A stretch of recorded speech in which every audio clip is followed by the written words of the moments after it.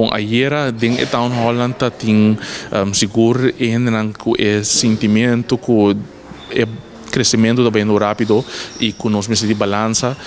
seguro não a indicar vooral o grupo de ayer a indicar de estar preocupado com a parte de desenvolvimento de natureza esse está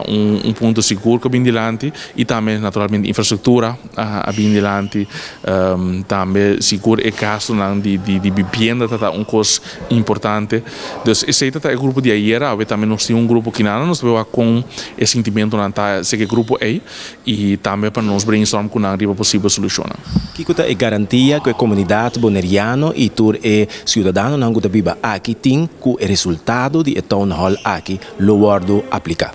Bom, nós lo vai publicar seguro, nós lo publicar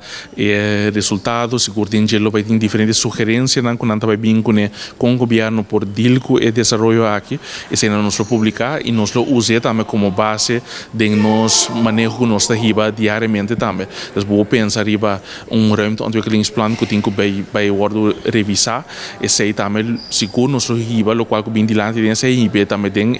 parte aí, tem outro manejo novo que tem que vai vir também nossa maneira de indicar nós temos com o Ministério de Justiça e andei na mesa para atender com